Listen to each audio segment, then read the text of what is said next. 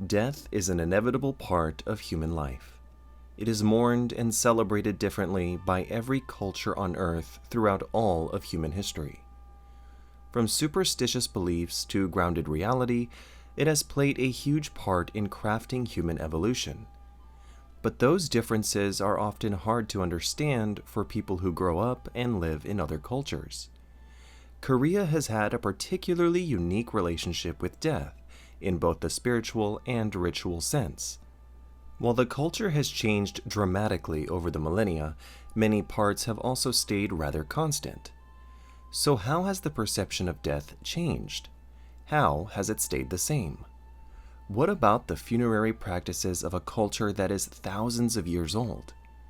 Today, let's answer the question of, how did Korea's view of death change over 2,000 years? Despite being a homogeneous culture for thousands of years, death and funerals in Korea are more complicated than one might think. The Three Kingdoms period shows the start of a cohesive and uniform belief system surrounding a person's ultimate fate. The kingdoms of Baekje, Goguryeo, and Silla all held similar beliefs in that after leaving their past life, everyone would inhabit a spirit world similar to their previous one. The method of burial throughout Korean history has remained relatively constant. Driving through Korea, you will without a doubt notice grassy mounds dotting hills and mountains all throughout the country. These are the result of the traditional Korean burial customs that were crafted to intentionally prevent grave robbing, mark visibility, raise the grave above the ground as a sign of respect, symbolizing a return to the earth and connection to nature. Grave sites were often chosen through elaborate criteria of pungsu, or geomancy, to ensure prosperity to the spirit, future generations, good health, and prosperity. Ideally, a mountain backing the grave, an open area in front, water nearby, embrace of nearby hills, and most importantly, the mek, or dragon vein.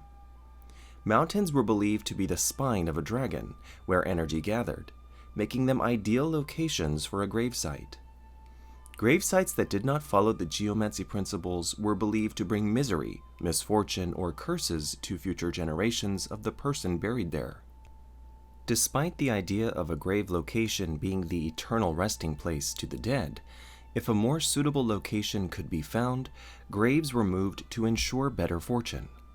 During the Three Kingdoms period, the graves of royal Silla, Goguryeo, and Baekje were by far the largest in Korean history, with some reaching the size of grassy hills. Inside were the body of the deceased, gold crowns, weapons and jewelry, and other valuables for the dead to use in the afterlife. Many ancient treasures from the period were found in these tombs, and it led to many revelations about life and death during that period. As the Three Kingdoms and unified Silla rose and fell, Goryeo eventually took its place as the penultimate Korean dynasty. With it came many changes, one of which being the introduction of Buddhism to practices surrounding death.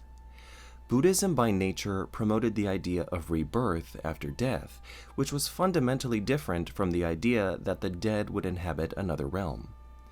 The promotion of cremation, as per Buddhism, meant that many common people were often still buried, but just as often, cremated with ashes spread or cremated and then buried. The kings of Goryeo, however, still maintained the old system of burial through geomancy. While the size of these graves were greatly reduced, they were often accompanied by stone guardian statues, funerary paths, and planned layouts, creating whole funerary complexes. Material wealth meant less in the eyes of Buddhism that believed in rebirth, causing the size and burial of personal possessions to be greatly reduced.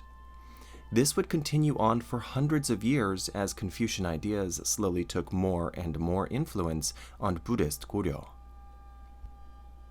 Joseon was founded by King Taejo in 1392, and with it came Neo-Confucian ideals that more or less replaced the Goryeo Buddhist ones.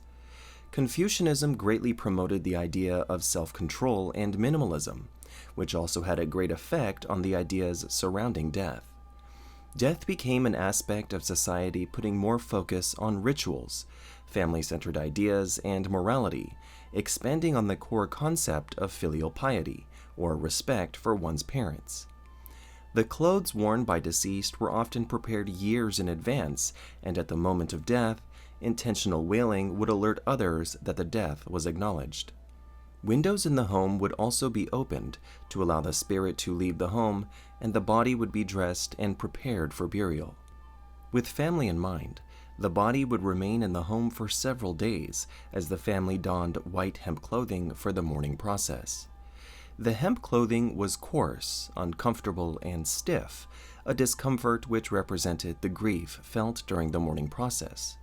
Typically, the wake would last for 3 days, to give time for family to return home and for people to pay their respects.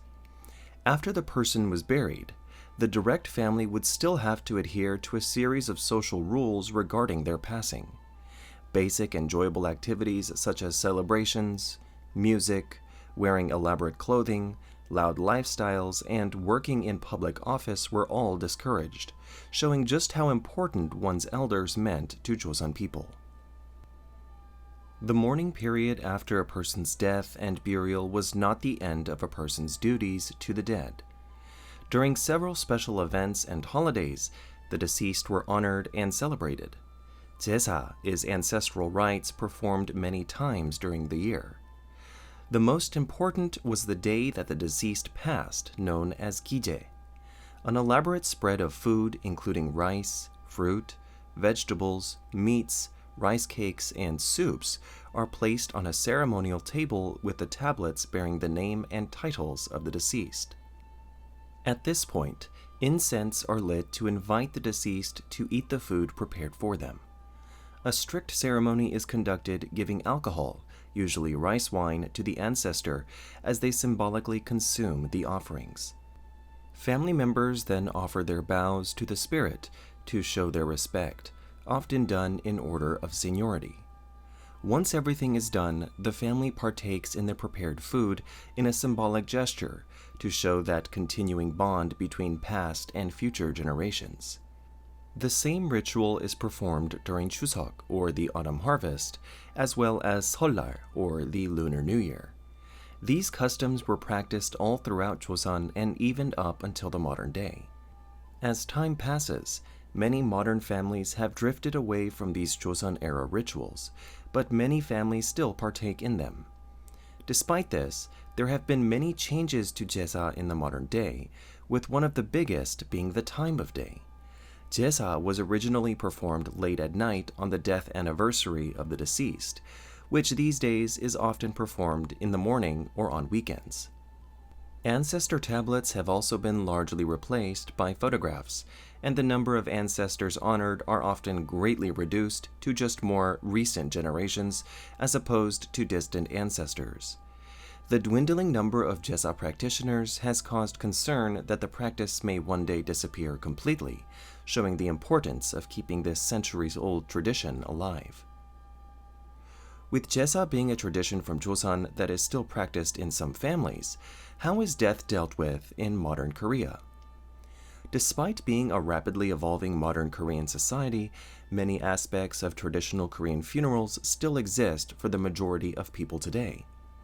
When a person passes away, the centuries-old 3-day wake is still observed in the vast majority of cases. In lieu of traditional hemp mourning attire, men and women are expected to wear black clothing for the entire period and remain at the funeral homes to receive guests. As guests arrive, in an evolution of a Joseon-era custom, they are expected to give condolence money, known as buigum, to the bereaved family to help ease funeral costs. They are also expected to bow to the deceased to show respect to both the departed and the family.